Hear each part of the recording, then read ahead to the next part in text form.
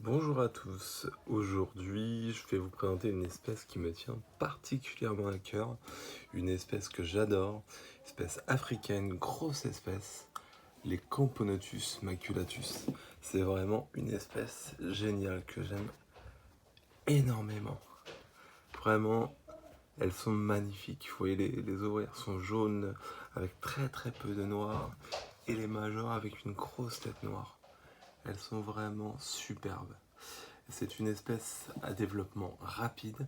Là, la colonie que vous pouvez voir là, voilà, elle a 1 an. J'ai eu en été, j'ai eu la reine avec 4, 3-4 ouvrières de mémoire. Et là, aujourd'hui, je dirais que j'ai bien 500 ouvrières. Et là, on peut voir, elles ont été nourries avec de la jelly. Et on peut voir les gastres bien remplis. Et comme elles sont assez claires, on voit bien la couleur. Et il y a aussi des insectes qu'elles ont mis dans le nid, des mouches. Il y avait pas mal de mouches et des asticots que j'ai fait éclore. Du coup, je les ai nourris avec des mouches. On voit aussi les majors qui sont vraiment superbes, vraiment magnifiques. Et la gine, je vais essayer de vous la trouver si je peux. Si je peux la trouver avec tout le monde là, c'est un peu plus compliqué. Donc cette espèce, elle est vraiment simple à maintenir puisque c'est une espèce qui n'aime pas l'humidité, donc le nid est 100% sec. Il y a juste un gros abreuvoir dans la DC et c'est une espèce qui est vraiment très agressive. Les majors ont des mandibules très puissantes puisqu'ils arrivent à couper les vers de farine. Et même quand vous faites, moi ça m'est déjà arrivé effectivement en nettoyant l'air de chasse, quand vous faites pincer, ils arrivent à vous faire des micro-coupures. Et avec l'acide formique qu'ils jettent, on sent vraiment la morsure. C'est vraiment désagréable à cause de l'acide formique. Après, c'est pas une espèce dangereuse, hein. Mais c'est une espèce qui peut effectivement être désagréable au niveau de la morsure. Là, vous pouvez voir la reine qui est là. Elle est un peu cachée par les ouvrières. Mais c'est vraiment une espèce géniale et ça se développe bien. Il y a des majors avec une taille quand même impressionnante. Et la gine est pas loin de 2 cm. Donc la gine, alors là on la voit un peu mieux.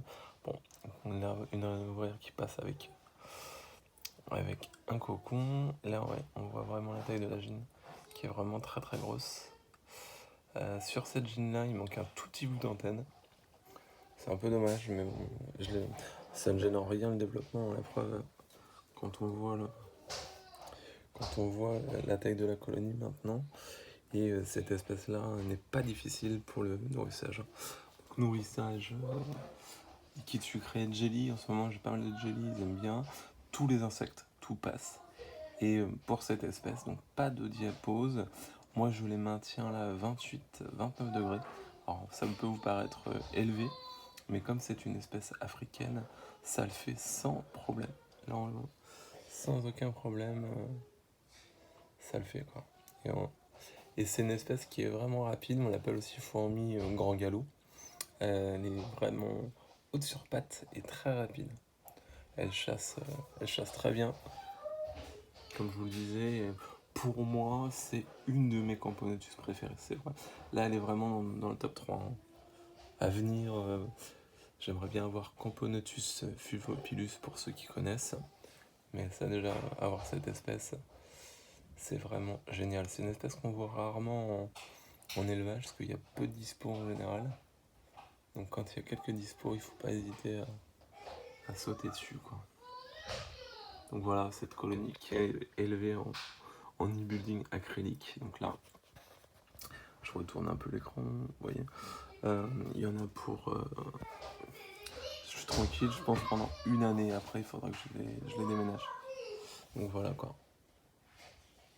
Pour cette espèce que j'aime beaucoup. Cette espèce qui vient d'Afrique du Sud. Voilà. Bah, n'hésitez pas à me dire pour la prochaine vidéo les espèces que vous voulez que je vous présente. Il me reste encore Sanctus, Samus, Thoracicus, Messor minor, Messor barbarus rouge. J'ai des Parius, j'ai des Pseudoeritans, J'ai Turkestanus Black aussi que je peux vous présenter. Après j'ai aussi de la Lasus, on peut avoir des espèces sympas et rester sur des basiques. J'ai encore des Lasus. Et voilà, j'ai encore pas mal d'espèces. Donc dites-moi dans les commentaires, n'hésitez pas. Merci de m'avoir regardé. Salut.